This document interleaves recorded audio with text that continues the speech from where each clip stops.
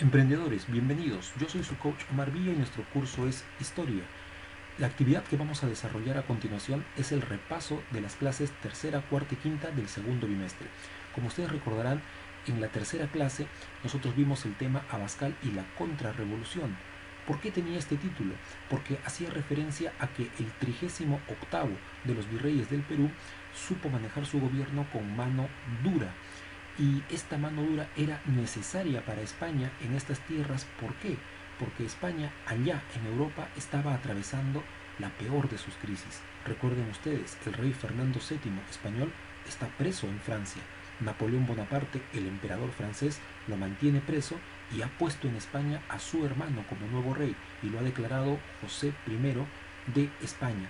Ante esto, el pueblo español no se quedará tranquilo y declarará la guerra de independencia ante el invasor francés.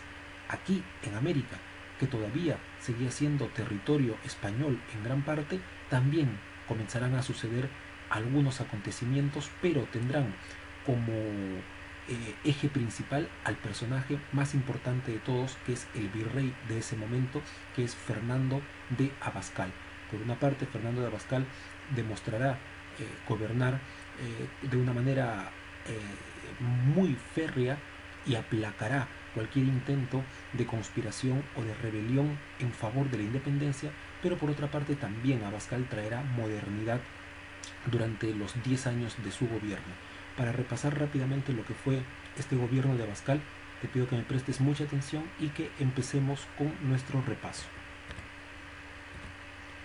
El concepto es el siguiente: nos vamos a referir al gobierno del virrey número 38 de nuestra historia, ya sabemos, Fernando de Abascal, y su periodo de gobierno va entre los años 1806 a 1816. Son años que coinciden con la crisis española.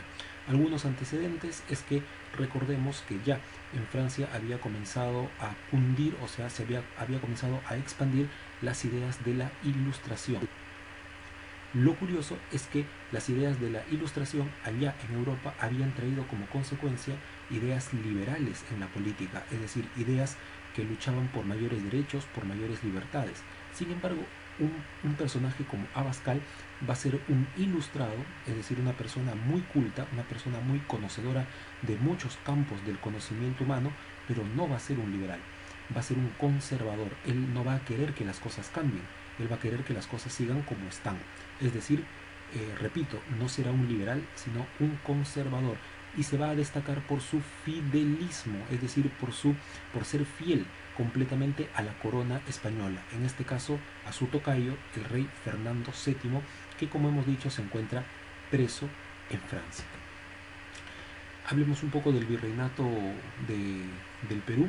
Fernando de Abascal, recordemos que al ser el virrey representa al rey mismo, pero en otras tierras, en este caso en Perú, y se caracteriza por tener una larga trayectoria. Abascal, antes de llegar a ser virrey del Perú, había tenido cargos muy importantes en México, en Cuba y en la propia España. Él se da cuenta que hay necesidades que cubrir en la ciudad de Lima y en el territorio en general del virreinato del Perú, y comenzará a trabajar por el bien común, trayendo algunos aspectos modernos hacia la salubridad, hacia la cultura y hacia la actividad militar en estas tierras. Por ejemplo, hablemos de la salubridad. Gracias a Fernando de Abascal se trae la vacuna antivariólica, se crean los cementerios fuera de la ciudad. A nivel de la cultura se funda la Real Escuela de Pintura de Lima, el Colegio Médico y el Jardín Botánico, el Colegio de Abogados. Muchas de estas instituciones existen hasta el día de hoy. Y cuando ya se desata la crisis española, vamos a ver cómo esta repercute en el Perú. Nosotros ya sabemos que la Constitución liberal que se firmó para el año 1812 traía de alguna manera mayor justicia y mejores derechos para todos los súbditos de la corona, para todos los españoles americanos. Sin embargo, Fernando de Abascal no va a aceptar por completo la Constitución, es decir, va a comenzar a poner en práctica algunas nuevas leyes, pero otras nuevas leyes no le va a gustar mucho y va a tratar de poner mil peros para no proceder a aplicarlas. Por ejemplo, demostremos al Abascal más antiliberal. Él estaba en contra de la libertad de imprenta, es decir, él no quería que se imprima cualquier tipo de periódico o cualquier tipo de texto que pueda decir lo que sea. Él quería que pase primero por algún tipo de inspección, algún tipo de revisión. Por eso es que él crea una junta de censura para controlar todas las publicaciones. Dense cuenta de la habilidad política. Abascal no podía desobedecer a la Constitución porque era la ley máxima de España. Por lo tanto, él accede a que haya libertad de imprenta, pero previamente todos los textos pasarán por su revisión. Entonces, de esa manera encontraba la forma de sacarle la vuelta a la ley. Después recuerden ustedes que ante las Cortes de Cádiz, es decir, ante el Congreso que está en Cádiz, en donde han ido los representantes de todas las Españas del mundo, también han ido diputados peruanos. Abascal trataba de impedir la comunicación entre esos representantes y los criollos aquí que se habían quedado aquí en el Perú. Así que no había comunicación que Abascal no intentase interrumpir o que de manera directa no interrumpiese. Lo que va a caracterizar a Abascal también va a ser la capacidad de engrosar la cantidad de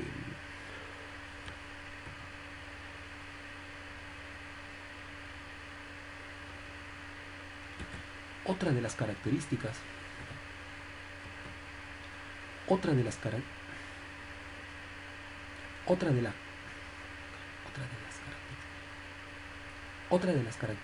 típicas del gobierno de Abascal es su ánimo represor, es decir, él no va a querer darle chance a ningún tipo de agitación, a ningún tipo de revuelta o siquiera de insinuación con respecto a que el orden establecido comience a cambiar. Por eso es que contra las conspiraciones él va a crear el cuerpo de policías y de serenos, que en verdad, como ya hemos explicado, funcionaba como un cuerpo de espías dentro de la ciudad.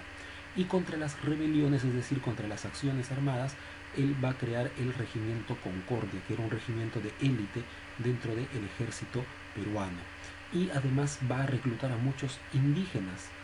Recuerden que los indígenas de alguna manera habían conseguido protección bajo la corona española, y de esta manera él había logrado convencer de que muchos indígenas participasen dentro del ejército virreinal. Luego Abascal va a tener bien en claro dos situaciones. Él decía, el enemigo externo es Inglaterra, que en medio de la crisis quiere conquistar algunos lugares de Sudamérica, como por ejemplo Buenos Aires y Montevideo, y el enemigo interno son las famosas juntas de gobierno. Nosotros ya sabemos qué cosas son las juntas de gobierno, y a Abascal no le gustaba, porque las juntas de gobierno, él decía, en España tienen razón de ser, en España valen, pero en América ¿para qué? Si en América estamos los virreyes. Así que Abascal se sentía un tanto traicionado con la proliferación de las juntas de gobierno.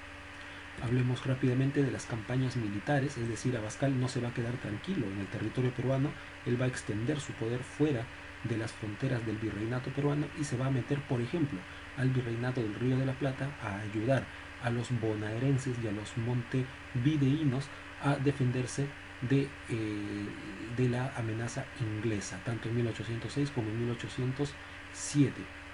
Hasta ahí no hay mayor problema, porque pareciera solamente que lo que quiere es apoyar a otro virreinato. Sin embargo, para 1809 va a invadir Quito, que formaba parte del virreinato de Nueva Granada, al norte del virreinato del Perú, simplemente porque no le convencía, no le parecía correcto que se haya creado la Junta de Gobierno de Quito, y va a luchar años por años hasta que en 1812 esa junta queda completamente disuelta.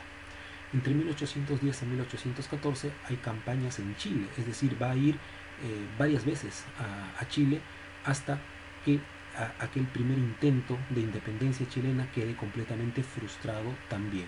Y lo mismo sucederá en el Alto Perú, que hoy llamamos Bolivia, es el país hermano de Bolivia, en donde Abascal va constantemente a reprimir todos los intentos de los revolucionarios que venían desde Buenos Aires, a tal punto que incluso va a hacer que el Alto Perú regrese al virreinato del Perú, porque cuando se creó el virreinato del Río de la Plata en 1776, el Alto Perú había pasado a formar parte de ese virreinato, pero ahora Abascal, a la fuerza, hará que el Alto Perú regrese al virreinato de el Perú. De esa manera, como podemos observar, Abascal estuvo en Buenos Aires, Abascal estuvo en Chile, Abascal estuvo en el Alto Perú, estuvo en Quito, incluso también tuvo acciones en lo que hoy llamamos las playas de Caracas, en Venezuela. Es decir, Abascal extendió su poder por toda Sudamérica en pos de su fidelismo a Fernando VII. Muy bien, emprendedores, pasemos ahora rápidamente a el repaso de nuestra clase número 4, en donde vimos el tema conspiraciones criollas, recordando que una conspiración es un plan que uno trama, pero que no necesariamente llega a la acción. Recordemos que los criollos, es decir, los descendientes de españoles que ya habían nacido en América, en las últimas décadas se habían sentido segregados, es decir, se habían sentido apartados del poder, porque las máximas autoridades en los primeros años del siglo XIX estaban en manos de los peninsulares, es decir, de los españoles que venían desde Europa. Y cuando comenzó a haber una ilusión con respecto a la Constitución liberal que iba a traer igualdad para todos los españoles, seas de América, seas de Europa, seas del África, ya sabemos que esta Constitución no fue aceptada por el rey y el virrey Abascal intentó ponerle muchas trabas.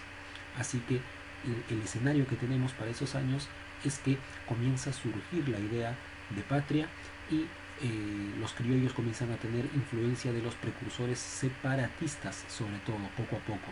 La clase social que va a comenzar a liderar el cambio son los criollos, justamente, y las ideas son las ideas liberales, aquellas ideas que no han sido aceptadas ni por el rey ni por el virrey. Empecemos a hablar entonces de las conspiraciones. Los fernandinos es una conspiración que tiene como lugar, como centro de conspiración, la Escuela de Medicina de San Fernando, y las fechas en que estos estudiantes de medicina comienzan a tramar su conspiración va entre los años 1808 a 1809. El líder es el sabio Hipólito Unanue y Pavón, y la importancia de esta conspiración es que las discusiones eran sobre quién debía tener el gobierno en América, y se llegaba a la conclusión de que en América deberían mandar los americanos españoles, es decir, los criollos. La consecuencia es que Abascal convoca, al enterarse quiénes son los que se reunían, los comienza a convocar uno por uno a Palacio, y obviamente comienza a trabajarles el miedo, como se dice, ¿no? Comienza a amenazarlos sutilmente y a recomendarles que mejor dejen pasar aquellas oportunidades revolucionarias que querían tener estos muchachos. La conspiración de los oratorianos, lugar y fecha, convento del oratorio de San Felipe Neri, año 1810. El líder, o en todo caso el grupo líder, es la confraternidad de San Felipe Neri, que son curas, pero los curas van a ceder este convento para que se reúnan grandes señores de Lima, sobre todo, pero ni siquiera eso va a traer como consecuencia de que esta conspiración llegue a tener una actividad planteada, porque rápidamente Abascal mandará a un capitán que se vista como un guardia, como un sereno, y este sereno supuestamente cuidaba las calles. Sin embargo, lo que estaba haciendo era espiar a cada uno de los miembros de esas conversaciones, y luego todos fueron identificados, y como ya sabemos, el proceder de Abascal era intimidar a uno por uno. Luego, la conspiración de los carolinos. Lugar y fecha es el Real Convictorio de San Carlos, lo que hoy conocemos como la Casona Vieja de San Marcos, en el centro de Lima. Aquí, por varios años, los muchachos, que diríamos hoy serían como los estudiantes de secundaria, van a tener como líder a Toribio Rodríguez de Mendoza. Y Toribio Rodríguez de Mendoza va a otorgarles a esta muchachada, a esta juventud, libros prohibidos, libros que traían ideas liberales.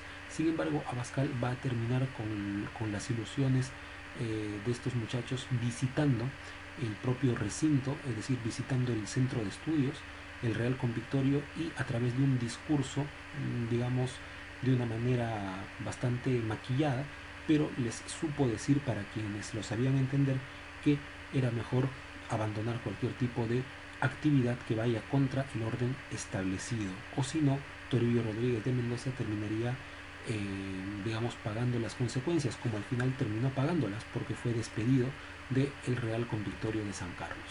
Viene la conspiración de los abogados. tiene como centro nuclear de su conspiración el Colegio de Abogados que creó el propio Fernando de Abascal, y esta se va a dar entre los años 1815 y 1818. Los líderes son los abogados de Lima, que están convencidos de que la patria existe, es decir, el Perú no es solamente una palabra, una frase, sino que el Perú tiene una identidad propia y que la independencia es un derecho. Recuerden que los abogados trabajan con las leyes, así que si los abogados le daban sustento legal a sus ideas, pues eso traería también consecuencias. Se desató una pequeña, una pequeña riña en las puertas del Colegio de Abogados de Lima, saliendo heridos muchos de ellos. Así que de esa manera también quedó trunca esta conspiración de los abogados. Y por último tenemos la conspiración de los copetudos, en donde jovencitos pertenecientes a familias muy acomodadas de Lima, pero convencidos de la importancia de la independencia, participarán poco a poco y se convertirán en una juventud rebelde que trabaje mano a mano con los revolucionarios que iban avanzando poco a poco desde Buenos Aires a través del Alto Perú hacia Lima. Precisamente uno de los líderes de este grupo va a ser José de la Riva Agüero y Sánchez Boquete, un joven aristócrata, un militar desde muy temprana edad, que conocerá en determinado momento al general José de San Martín y terminará trabajando para él como espía, es decir, brindándole información privilegiada, diciéndole por dónde debe o no debe avanzar para su intento de acercarse cada vez más a Lima. Y bien, emprendedores, ahora veamos el repaso de la clase número 5, que fue las rebeliones criollas. Es decir, en esta ocasión sí vamos a hablar de acciones que llevaron a cabo los criollos, pero no cualquier tipo de acción, sino acciones armadas contra el poder español. Hablemos, por ejemplo, de cuál era el escenario en esos años. Como ya sabemos, surge la idea de patria. La influencia es de precursores, sobre todo ya de los separatistas, es decir, de aquellos que querían en su momento separarse por completo de España. Recuerden ustedes a Francisco de Miranda o a tantos otros que ya a finales del siglo XVIII proponían una independencia total por parte de España. La clase social que lidera todas estas rebeliones son la de los criollos, en alianza con los caciques, es decir, en alianza con algunos líderes indígenas. Las ideas, como ya sabemos, son las de la Ilustración y las ideas liberales. La primera rebelión es llamada el primer grito de Tacna. Se realiza al sur del Perú, precisamente en esa ciudad, en el año 1811. Su líder es Francisco Antonio de Cela y Arizaga. La importancia es que él coordina con los rebeldes bonaerenses para que puedan pasar del Alto Perú hacia Tacna y de Tacna empezar a subir hacia Lima, pero el día del levantamiento los rebeldes son rápidamente vencidos por las fuerzas que había enviado el virrey Abascal hacia el sur del Perú. Así que los líderes serán encarcelados, desterrados, y algunos serán fusilados y otros ahorcados. La rebelión de Huánuco, que fue muy violenta además, se desarrolló en la Sierra Central del Perú en el año 1812. Tuvo como líderes primero a Juan José Contreras y luego a Juan José Crespo y Castillo. La importancia es que a esta rebelión se sumó una enorme cantidad de masa indígena, es decir, de la masa más pobre dentro del virreinato del Perú, y comenzarán a pedir tendrán algunas exigencias, como por ejemplo el reparto de tierras, para que las tierras no pertenezcan a unos cuantos, sino que ellos tengan la posibilidad de tener un pedazo de tierra que les pertenezca a ellos mismos, y la abolición de los tributos, es decir, que deje de existir aquel tipo de tributación por el simple hecho de ser indígena. ¿Por qué motivo tenían que seguir tributando cuando ya la Constitución Liberal de 1812 había dicho que eso tenía que acabar? La consecuencia es que Abascal mandó desde Tarma, desde la localidad de Tarma, o sea, desde el centro del Perú, un ejército bastante bien nutrido de jóvenes armados para derrotar a esta insurgencia, a esta rebelión, y lo consiguió en el puente de Ambo, en donde los patriotas fueron derrotados y muchos de ellos, los sobrevivientes, fueron masacrados luego.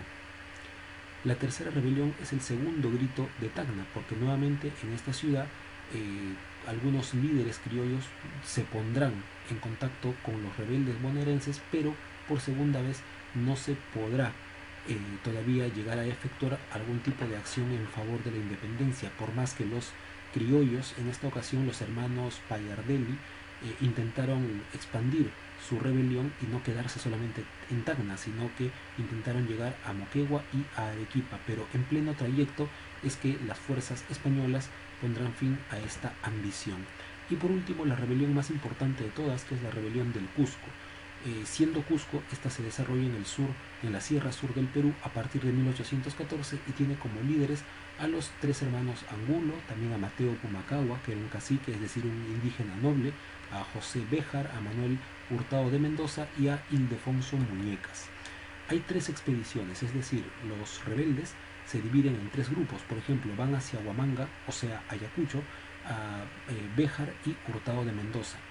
Hacia el sur, hacia Puno y La Paz. Recuerden que el Alto Perú, lo que hoy se llama Bolivia, y La Paz dentro de él había regresado al virreinato del Perú, va Muñecas. Y a Arequipa van Mateo Pumacahua y Vicente Angulo, uno de los tres hermanos Angulo. Los otros dos se habían quedado en Cusco. En el camino llegan a reclutar a un joven, Mariano Melgar, que también se lo estudia en el curso de literatura porque además de soldado también era un poeta empedernido.